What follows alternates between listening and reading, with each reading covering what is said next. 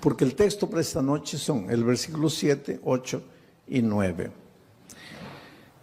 Quiero decirles que el autor de la epístola de Pedro es Pedro. Algunos estudiosos de la Biblia no creen que Pedro fue el autor, porque Pedro habla de profunda teología profunda, pero era un simple pescador, un hombre tosco, pueblerino, yo diría un hombre casi ignorante. Y por eso es que muchos estudiosos de la Biblia dicen, ¿cómo es que un hombre así, sencillo, simple, sin mucha instrucción, un pescador inculto, cómo pudo haber escrito la epístola con un contenido teológico profundo? Es que la gente que a veces discute eso no conoce el poder transformador de Cristo. Yo conozco gente que aprendió a leer leyendo la Biblia y hoy día es gente culta, pero su primer paso fue la convivencia con Dios. Porque cuando Dios llega a tu vida no te transforma solo en la vida espiritual, te hace crecer intelectualmente, te hace crecer profesionalmente, te hace crecer en todas las áreas de la vida, inclusive financieramente. Pero tú no tienes que buscar a Jesús por causa del crecimiento profesional ni financiero, ¿no? Tienes que buscar a Cristo para transformar tu vida. Y cuando tú te dejas transformar por Jesucristo, pues Él termina la obra que ha empezado en ti, porque Él nunca comienza un trabajo y lo deja por la mitad, Él lo termina. Y ahora encontramos aquí un Pedro teólogo, cuando fue un simple pescador. Nunca estudió una facultad de teología, nunca hizo maestría, nunca hizo doctorado, y hoy día los doctores en teología gastan horas y horas para tratar de entender a Pedro. Y yo estoy analizando la epístola de Pedro. Ayer Pedro estaba hablando de la fe. Pedro decía así: no te preocupes con relación al día de tu salvación. Si te vas a salvar o te vas a perder, no te preocupes. Tú vas a ser protegido por la fe. La fe te va a proteger. Y anoche yo estaba explicando que la fe es la confianza que tú tienes en Dios. Cuando tú dices, yo tengo fe, estás diciendo, yo confío en Dios. La confianza en Dios. Pero para que tú puedas confiar en Dios, tienes que convivir con Dios. Porque tú no puedes confiar en alguien que no conoces. Y no puedes conocer a alguien con quien no convives. Ustedes no me conocen, pero mi hijo sí me conoce. Ustedes no me conocen, pero mi esposa sí me conoce. ¿Por qué? Porque ellos conviven conmigo. Ustedes no. Ustedes me ven una vez, pero eso no es conocer. No es porque me viste escuchar, predicar un sermón y ya conozco al pastor Bullón. Conoces mi cara, pero no conoces cómo reacciono yo delante de las dificultades, delante de los momentos difíciles. Pero los que conviven conmigo sí, porque para conocer a una persona hay que convivir. Entonces, para confiar en Dios tienes que convivir con Dios. Si no convives con Dios, no lo puedes conocer. Y si no lo conoces, no puedes confiar. Y si no confías, no tienes fe. Entonces, ¿qué fe te va a guardar para el día final? Porque Pedro en el texto de anoche decía, es la fe la que te va a guardar para el día de la salvación. Conocer a Jesús. ¿Cómo se convive con Jesús? Estudiando la Biblia todos los días, aunque no tengas ganas de estudiar la Biblia. ¿Por qué digo aunque no tengas ganas? Porque generalmente no te va a dar ganas de estudiar la Biblia. ¿Por qué? Porque tienes naturaleza pecaminosa, y a la naturaleza pecaminosa pues le gusta ir a la iglesia, cantar, emocionarse, escuchar un sermón y listo ya. Eso es lo que le gusta a la naturaleza pecaminosa, pero eso no es convivir con Dios. Si tú quieres convivir con Dios, tienes que estudiar la Biblia todos los días, aunque no tengas ganas de estudiar. Tienes que orar, aunque no tengas ganas de orar. Y tienes que buscar a una persona y traerla para Jesús, como hizo Claudia. Conoció el Evangelio, fue y trajo a Jesús y ahora tiene la alegría de verlo bautizado. Eso es lo que tienes que hacer. Entonces tu fe, esa confianza en Dios te va a guardar para el día final. Pero entonces ahora entramos al texto de hoy. Para que sometida a prueba vuestra fe. ¿Qué cosa es vuestra fe? Vuestro conocimiento de Dios, vuestra confianza en Dios. Quiere decir que tu fe va a ser sometida a prueba. Y va a ser sometida a prueba mucho más preciosa que el oro. Esto es interesante. Los mineros agarran el oro y lo ponen a altas temperaturas de fuego. ¿Para qué? El oro es colocado a tan altas temperaturas de fuego que el oro se vuelve líquido, comienza a hervir el oro. De tanto calor comienza a hervir el oro. Y entonces le echan algunas mezclas químicas para que toda la escoria vaya saliendo. Y sale toda la escoria y se queda el oro puro. Y cuanto más fuego le ponen al oro, más puro se queda el oro. Por eso ustedes han escuchado hablar de oro 18 quilates, 22 quilates. Eso es pureza del oro. Y el oro más puro es el oro que ha sido más quemado. Ahora es interesante, porque si le colocamos fuego a este púlpito, el fuego lo quema. Pero si le colocamos fuego al oro, el fuego lo purifica al oro. Destruye al púlpito, pero purifica al oro. Ahora dice el texto bíblico de Pedro que el fuego es la prueba, son las pruebas de la vida. Dios manda, no voy a decir manda, Dios permite que las pruebas lleguen a tu vida. Estoy diciendo Dios permite, no Dios manda, Dios permite. Porque te voy a decir una cosa, y entiende bien esto. ¿Qué cosa es prueba? Todo lo que te hace sufrir, lo que te hace llorar, lo que te aflige, pérdida del empleo, tu hijo se enferma, tu mamá muere, tu esposo te abandona. Aflicciones, pruebas, todo eso, por favor, nunca digas, Dios me está mandando la prueba, porque Dios no manda pruebas. Todo lo que te hace sufrir no viene de Dios, viene del diablo. Porque Dios dice, he aquí los pensamientos que tengo acerca de ti, pensamientos de paz y no de guerra. Pensamientos de amor y no de odio. Dios solo quiere lo mejor de lo mejor para ti. Pero vives en un mundo de dolor. Hasta que Cristo venga, estamos peregrinando en el desierto del dolor de esta vida. Y muchas veces quien nos manda el sufrimiento, el dolor, es el diablo. ¿Y por qué te hace sufrir el diablo? Esto es interesante y esta noche vas a entender. ¿Por qué el diablo te hace sufrir? Tú no le has hecho nada al diablo. ¿Por qué te hace sufrir? Porque él es el origen de la enfermedad, él es el origen de los accidentes, él es el origen de las tragedias. Todo lo que te va mal en la vida es porque él está por detrás de eso. Pero ¿por qué te hace sufrir si tú no le has hecho nada al diablo? Ahora te voy a explicar. Es que el enemigo del diablo no eres tú, es Jesús. Él quiere derrotar a Jesús. ¿Te acuerdas en el cielo? El diablo se levantó queriendo usurpar el lugar de Jesús. Hubo una pelea en el cielo, dice Apocalipsis, hubo una batalla, el diablo perdió y fue expulsado del cielo. Pero cuando el diablo salió del cielo, déjame imaginar esta escena.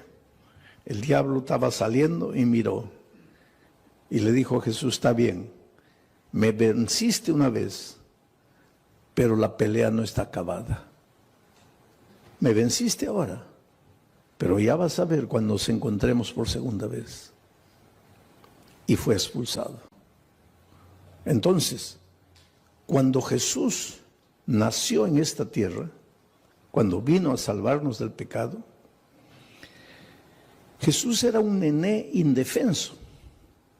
Y el diablo dijo, ahora sí, no lo pude derrotar en el cielo, pero ahora como un niño yo lo agarro y lo mato. Y miren lo que el diablo hizo. ¿Vino a matarlo personalmente? No, porque el diablo es cobarde. El diablo nunca muestra la cara. ¿Qué hizo el diablo para matar a Jesús? Se metió al corazón del rey Herodes. Firmó un decreto de muerte para mandar matar a todos los niños menores de 2 años. Y cuando Herodes firmó el decreto de muerte, ahí el diablo dijo, ahora sí, lo voy a matar. De esta no se salva. Pero esa misma noche, el Espíritu de Dios se presentó a José y le dijo, toma al niño y a su madre y vete a Egipto, porque lo van a matar. Y cuando José huyó para Egipto, el diablo se quedó mordiendo los labios de rabia y dijo, me venciste por segunda vez. Después, cuando Jesús comenzó su ministerio, antes de comenzar su ministerio, se fue al desierto a ayunar 40 días, ¿te acuerdas? 40 días sin comer, pues Jesús estaba debilitado, flaco. Ahí el diablo pensó, ahora lo agarro.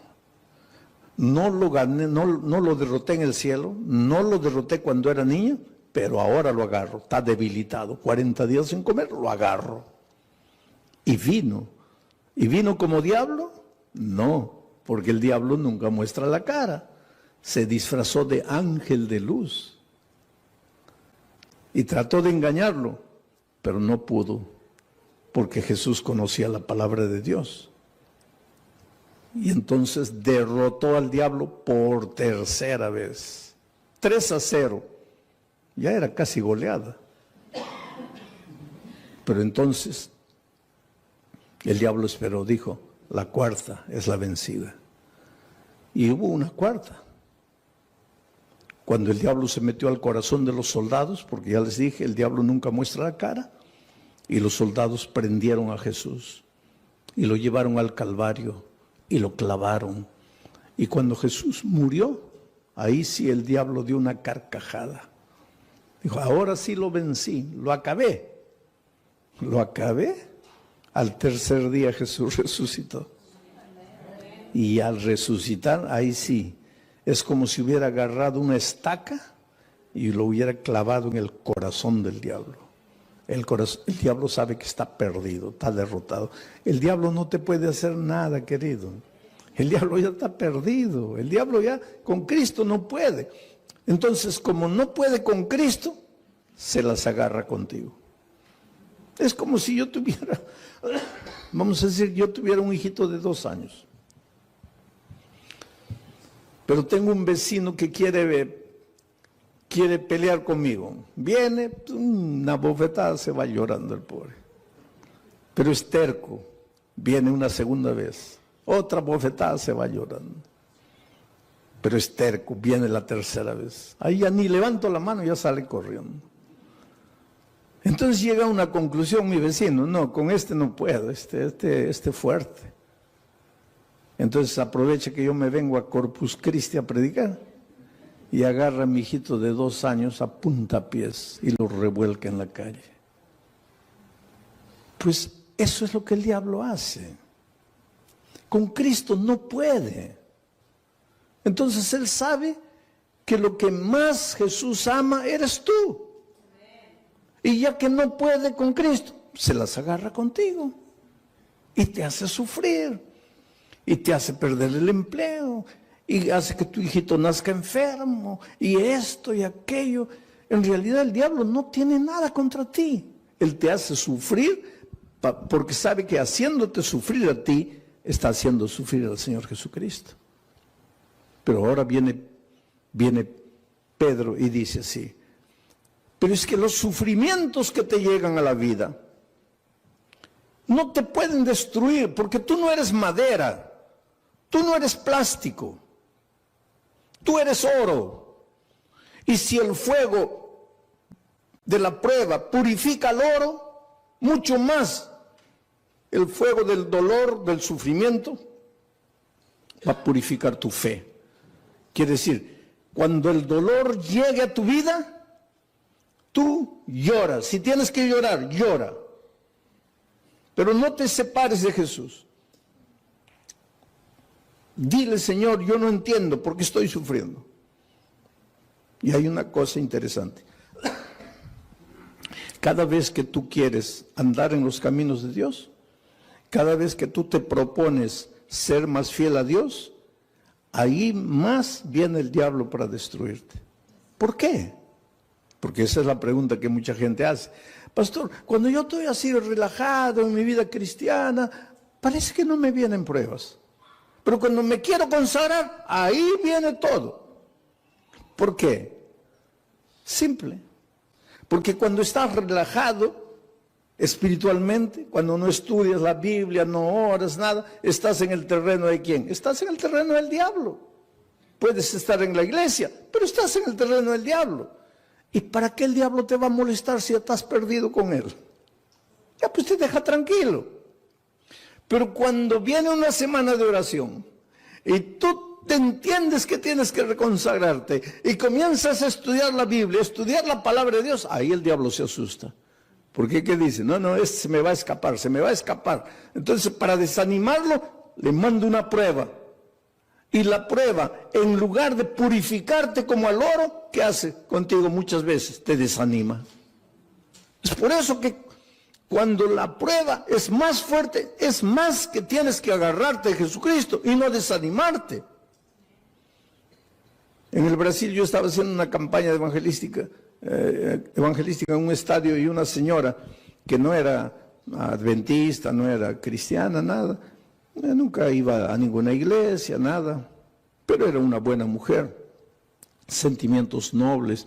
Hay mucha gente que no está en ninguna iglesia, no conoce la palabra de Dios, pero pues escucha la voz de Dios en su corazón y camina, anda bien.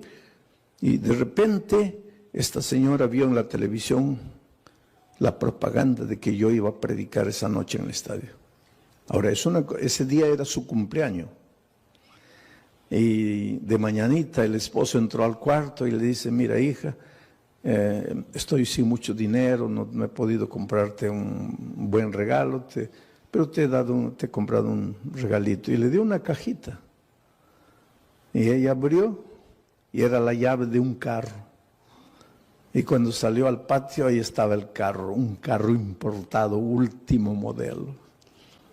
¡Qué felicidad! Su cumpleaños. Primera felicidad, el esposo se acordó de su cumpleaños, porque hay muchos esposos que ni se acuerdan del cumpleaños de la esposa. Segunda felicidad, le regaló. Tercera felicidad, no le regaló cualquier cosita, le regaló un carro último modelo.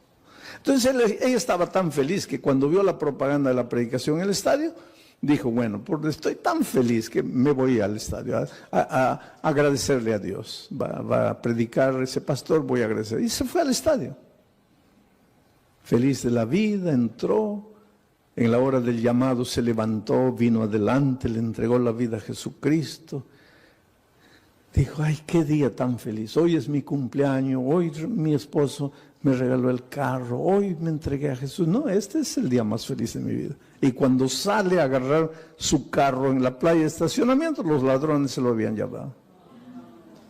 Ahí ella comienza a pensar, toda mi vida no quise saber nada de iglesia, no quise saber nada de Dios y nunca me robaron ni un alfiler. Y hoy que le entrego mi vida a Cristo me roban el carro. ¿Qué Dios es ese? Ahí está la astucia del diablo. Tú preocúpate cuando no vienen pruebas a tu vida, querido. Porque a veces no vienen pruebas a tu vida porque el diablo está tranquilo contigo. ¿Para qué te va a mandar pruebas? Pero atrévete a entregarte al Señor Jesús, a caminar en sus caminos, que ahí viene el diablo con todo para desanimarte. Ahora vamos al texto bíblico una vez más. Para que sometida a prueba vuestra fe, sí, porque tu fe tiene que ser sometida, porque una cosa es, sí, yo creo, yo creo, eso no es fe. Eso no es fe. Por eso es que el creer siempre viene acompañado del bautismo. El texto de Marcos 16 dice, el que creyere y fuere bautizado, este será salvo. El problema es el idioma, porque en español, creer y ser bautizado son dos cosas. Pero es que Marcos no escribió ese versículo en español, porque Marcos no hablaba español. Marcos escribió ese versículo en griego, el idioma que él hablaba.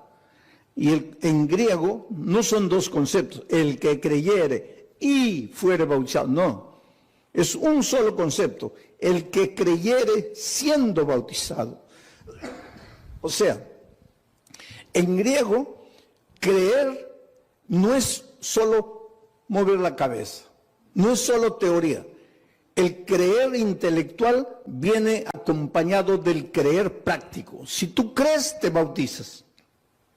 Si no te bautizas, es porque tu creer se quedó en la teoría. Y ese creer teórico no te salva. Te voy a hacer pensar un poco. El otro día una señora me preguntó, pastor, ¿el diablo es ateo? A ver, ¿qué piensan ustedes? ¿El diablo es ateo? No, el diablo no es ateo, querido. Y Santiago explica eso. Dice, ¿tú crees en Dios? Haces bien. Pero el diablo también cree. Y no solo cree. ¿Qué más hace? Tiembla. Ahora, si el diablo cree y tiembla, ¿por qué no se va a salvar? Porque su creer es teórico. Su creer no es práctico. Entonces, mucha gente hoy, muchos cristianos, sí, yo creo, bautízate. No, bautismo no, pero yo creo. Eso no existe. Yo creo, pero no me bautizo. Eso no existe, porque el creer bíblico es creer siendo bautizado. Es decir, la teoría y la práctica van juntos. ¿Ah? Y tu fe cuando es práctica, tiene que ser probada. Tiene que ser probada. Porque el sufrimiento es como el dolor. Si tú comienzas a levantar pesas, ¿ah? Comienza a doler. Levantas 10, ya pesa. Y comienza a doler. Al día siguiente 15, duele. Al otro día 20, duele, pero después te agarran aquí, pura piedra. Así es la fe. Cuanto más te duele, cuanto más dolor viene, cuanto más sufrimiento, tu fe más fuerte, más fuerte, más fuerte. Es por eso que en medio del dolor tienes que agradecer a Dios, porque Él sabe, Él no te manda el dolor, pero Él aprovecha el dolor que el diablo te manda para fortalecer tu fe. Para que sometida a prueba vuestra fe, mucho más preciosa que el oro, el cual, aunque perecedero, se prueba con fuego. El oro que perece, que es de esta tierra, se prueba con fuego. Entonces, si el oro se prueba con fuego, la fe, que vale mucho más, ¿cómo no se va a probar con fuego? Claro que tiene que venir el fuego del dolor. Para que sometida a prueba vuestra fe, mucho más preciosa que el oro el cual, aunque perecedero, se prueba con fuego, para que entonces vuestra fe sea hallada en alabanza, gloria y honra. Quiere decir que tu fe es bombardeada por el diablo. Te arranca lágrimas, te hace sufrir. Muchas veces sientes que ya no puedes resistir de tanto dolor, de tanto sufrimiento. Aguanta un poco. En el nombre de Jesucristo, aguanta. ¿Por qué? Porque tu dolor se va a transformar en alabanza, gloria y honra. ¿Pero cuándo? ¿Cuándo? Lee la Biblia y respóndeme. ¿Cuándo? Cuando Cristo venga. Ahora me vas a decir, pastor, pero cuando Cristo venga todavía, yo preferiría ahora. Pues eso es lo que mucha gente hace. Prefiere la hora, cortito, y pierde la eternidad toda. Yo cuando era chico, íbamos a salir de vacaciones, las pocas, tal vez la única vacación que salí con mi padre, mis hermanos. Íbamos a viajar a un lugar donde no había dentista, no había nada. y me comenzó a doler el diente, ¿no? Y mi padre me dice, mira, antes de salir vamos a arrancar el diente. Yo soy de aquellos tiempos en que dolía el diente, arrancaba. Hoy día no, eso es un crimen. El diente te duele, hay que restaurarlo. Pero yo soy de los tiempos de dolía, arranca, dolía, arranca. Había muchachitos de 20 años que ya no tenían un diente todo arrancado porque comenzaba a doler, arrancaba. ¿Cómo ha progresado la odontología también hoy día? Es un asesinato arrancar un diente. Pero pues mi padre me dice, oye, vamos a arrancar el diente porque... No, pero me va a doler. ¿Cuánto te va a doler? Te va a doler un día. Pero vas a disfrutar de las vacaciones. No. Oye, vamos a ir a un lugar donde no hay dentista. Vamos a arrancar el diente. No, que no. Fuimos de vacaciones y el dolor aumentó y aumentó y aumentó. Se me arruinaron las vacaciones. Todo el mes llorando de dolor. Y ahí mi padre me decía, ahí, yo no te dije, mejor sufre un día y disfrutas de 30 días de alegría. Ahora, tú preferiste el día de gozo y 30 días de sufrimiento. Entonces la vida cristiana es igualita, querido. En este mundo vas a encontrar dificultades, especialmente si quieres seguir a Jesucristo, porque el diablo es astuto. Tú tienes un buen empleo, pero ahora descubres que el sábado es el día santo del Señor y quieres guardar el sábado, ya vienen los problemas. Pero hay una cosa, no te desanimes. El diablo te puede hacer sufrir un día, 2 días, 3 días, pero hay un tercer día. Cuando Cristo murió en la cruz del Calvario, el diablo dio la carcajada y dijo, ahora sí lo vencí, se acabó. Al siguiente día el diablo seguía dando la carcajada, lo vencí, lo maté. Al tercer día amaneció dando la carcajada y de repente la carcajada del diablo paró en seco, porque la tierra se abrió y Cristo resucitó. El diablo se puede reír de ti hoy. Se puede reír de ti mañana, pero al tercer día va a tener que tragar la carcajada, porque Dios puede permitir que el diablo te haga sufrir un día, 2 días, 3 días, pero llega el momento en que Dios te va a devolver todo lo que el diablo te quitó. Así fue con Job. Le quitó la hacienda, le quitó los hijos, le quitó el dinero, le quitó todo, la esposa prácticamente, le quitó todo. Pero cuando llegó el momento, Dios le devolvió todo. Y se lo devolvió en doble. El doble de hacienda, el doble de dinero, el doble de camellos, el doble de ganado, el doble de hijos. Lo único que no le devolvió en doble fue la mujer. Pero todo lo demás le devolvió en doble. Dios es grande, querido. Cuando venga el dolor a tu vida, no te preocupes. ¿Por qué sufro? Dios me ha abandonado, Dios me ha dejado. No, querido, Dios no te ha dejado. Dios no te ha abandonado. Él tiene un plan para ti. ¿Y sabes por qué muchas veces permite que el dolor llegue a tu vida? Porque es la única manera de purificarte a ti mismo. A veces es en el dolor que aprendes a ser paciente. En el sufrimiento, en las lágrimas, aprendes a depender de Dios. Y esta vida cristiana es dependencia de Dios. Y esa disciplina de aprender a depender de Dios, muchas veces solo con el dolor. Vamos a seguir leyendo. El siguiente versículo. Versículo 8.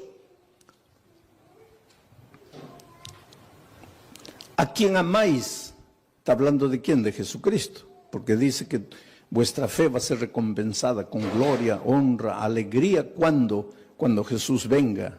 Cuando Jesús venga, Jesús, a quien amáis sin haberle visto. En quien creyendo, aunque ahora no lo veáis, os alegráis con gozo inefable y glorioso. Mira, a quien amáis sin haberle visto. ¿Tú vives con Jesús hoy? Sí, pero no como los discípulos que pudieron verlo. Por eso Jesús le dijo a los discípulos, bienaventurados los ojos de ustedes que pueden ver lo que los profetas quisieron ver y no pudieron. Estaba hablando del mismo. Los profetas siguieron a Jesús solo por la fe. Nosotros hoy también lo seguimos solo por la fe, pero los discípulos tuvieron un privilegio único. Ellos lo vieron físicamente. Pero aunque nosotros no podamos verlo físicamente, igual podemos verlo a través del estudio de la Biblia, de la oración y trayendo una persona para Cristo. Estamos conviviendo con Jesús. Pero aquí el asunto es, ¿quién escribe a quien amáis sin haberle visto? ¿Quién escribe este versículo? Pedro. ¿Y Pedro lo vio? ¿Y lo amó? ¿Y por qué lo traicionó?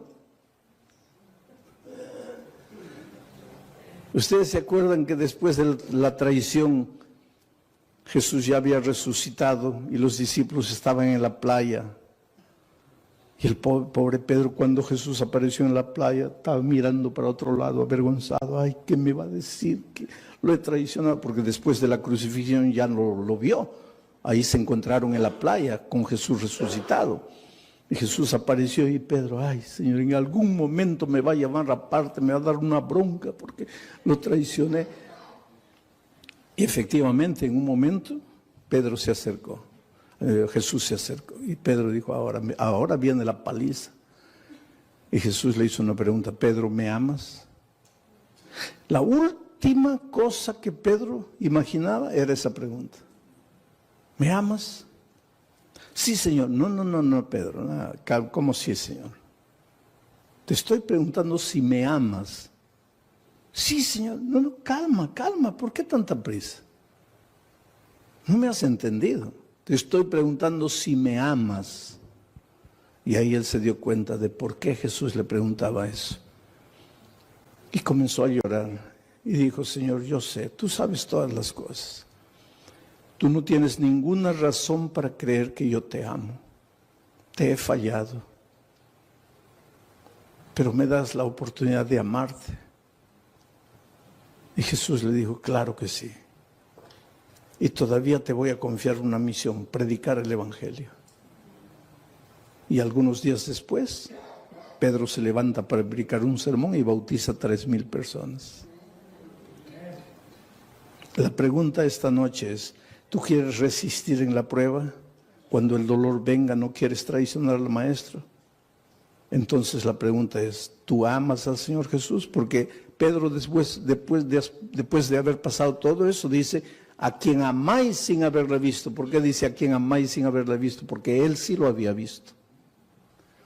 En quien creyendo, aunque ahora no le veáis, os alegráis con gozo inefable y glorioso. Lo que Pedro está diciendo es,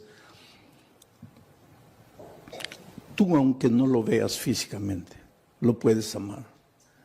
Y Pedro cuando se levantó, se arrepintió y le dijo a Jesús que lo amaba, dice la tradición, la Biblia no dice eso, pero la tradición dice que él fue crucificado. Y cuando lo iban a crucificar, él dijo, no soy digno de ser crucificado como mi Maestro. Crucifíquenme de cabeza para abajo. Y lo crucificaron de cabeza para abajo. No hay prueba bíblica para decir eso, pero la tradición dice, sea como fuere, sabemos una cosa. Después de transformado por el poder de Dios, él ya no tuvo miedo de morir por Dios. Oh, querido, Dios tiene un plan muy, muy bonito para tu vida. Las tristezas y dolores que llegan a tu vida tienen sentido, pero tienen sentido cuando tienes fe. Hace muchos años atrás, en la ciudad de San Pablo, los jóvenes de una iglesia fueron a participar de un congreso en el sur del país. 40 jóvenes, miembros del coro de la iglesia. Y el sábado en la noche, terminado el congreso, regresaban para San Pablo. Y el ómnibus se chocó. Sabe que los jóvenes venían cantando himnos, los himnos del coro. Venían cantando en el ómnibus y el ómnibus se chocó contra un camión cargado de fierro de construcción. Y el fierro los atravesó. así los hizo como los peruanos me van a entender, como anticuchos, ¿no? Los atravesó. 22 jóvenes murieron. Al día siguiente los periódicos publicaron una noticia. Y un periódico atrevido publicó así: ¿dónde estaba Dios cuando sus hijos cantaban? ¿Por qué no los cuidó? Es que el dolor es un misterio, ¿sabes? Tal vez en este momento tú te preguntes, ¿dónde estaba Dios cuando mi hijito de 3 años murió? ¿Qué culpa tenía mi hijito para morir como murió de leucemia? ¿Qué mal había hecho? Es que no necesitas hacer mal para sufrir.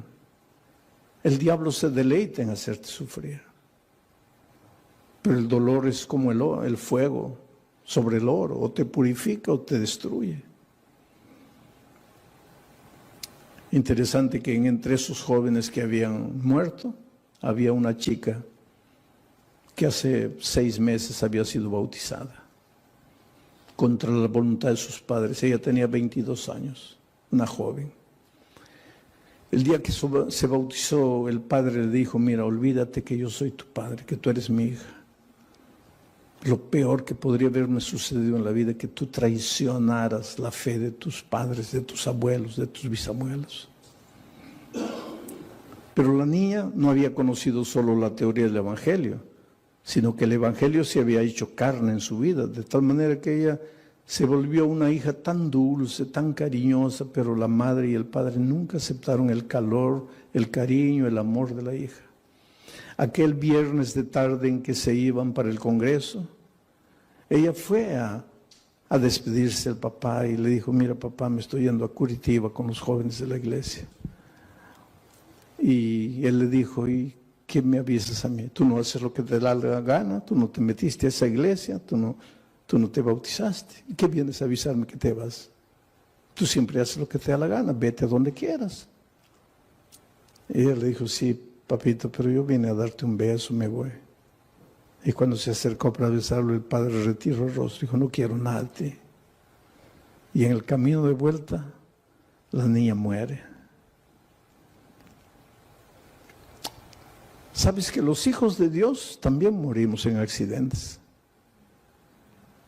Entonces, cuando te pasa un accidente, no digo: ¿dónde estaba Dios? Dios está en el mismo lugar. Jesús dijo que cuando la lluvia cae, moja a los justos y a los injustos. Y cuando el sol sale, alumbra a los justos y a los injustos. Estamos en un mundo de dolor. Ese padre hizo tanto escándalo en la iglesia, ¿sabes? El día del sepultamiento, 22 cajones estaban ahí. Y mientras sepultaban a los jóvenes sobrevivientes que habían salido del accidente cantaban. Sus amigos estaban siendo enterrados y ellos cantaban, lloraban. Las lágrimas caían, pero cantaban. Lloraban porque tenían tristeza.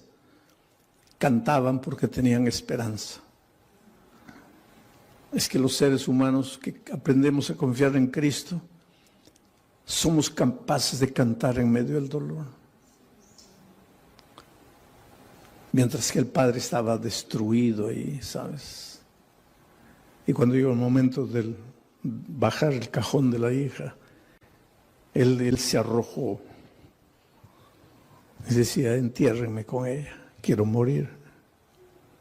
Y abrazando al cajón le decía: mira hijita, el viernes me quisiste dar un beso y yo no sabía que era el último beso y te rechacé. Por favor, perdóname. Quiero morir, quiero morir, quiero morir. Fue una escena triste, dramática, cuando sacaron al padre, terminó el entierro, todos se fueron. El hombre se quedó solito junto a la tumba de su hija. Y la mejor amiga de su hija, que salió viva del accidente, que fue justamente la que la llevó al Evangelio, al conocimiento de la palabra de Dios, Ya cuando se estaba yendo, volteó y vio que el papá de su amiga estaba ahí junto a la tumba y dijo, voy a volver. Yo sé que él no quiere hablar con nadie, pero voy a volver. Y volvió. Y se paró junto a él. Y él la miró, ¿qué quieres? Le dijo, mire, su hijo va a resucitar. ¿Qué? Su hijo va a resucitar. ¿Cómo va a resucitar?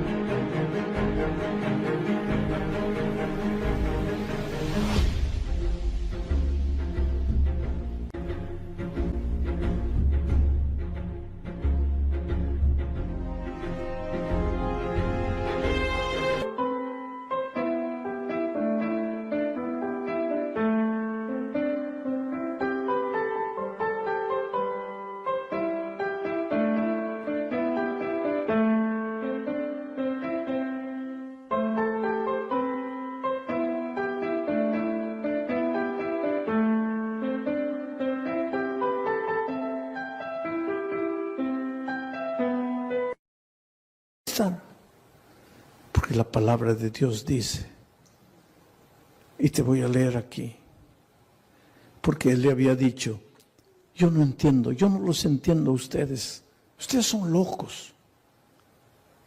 Yo estoy aquí destrozado, mi hija muerta, y ustedes cantando, ustedes son locos, ustedes no tienen sentimiento. Y pues la chica le dice, sí señor, pero usted se dio cuenta que nosotros no solo cantábamos, también llorábamos.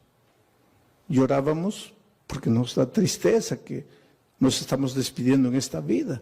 Pero cantábamos porque tenemos la esperanza, porque su hija va a resucitar y yo la voy a abrazar a mi amiga. Pero ¿cómo va a resucitar? Y entonces la hija agarró el texto bíblico y le dice, aquí está, cuando suene la trompeta, los muertos en Cristo resucitarán primero. Su hija va a resucitar porque murió en Cristo. Y ese hombre que estaba derrotado abrió los ojos así, dice, ¿quiere decir que mi hija va a resucitar? Sí, Señor. ¿Quiere decir que yo la voy a poder ver? No sé, Señor. ¿Cómo no sabe? No dice que va a resucitar. Va a resucitar. Pero entonces la voy a ver. Ahí no sé.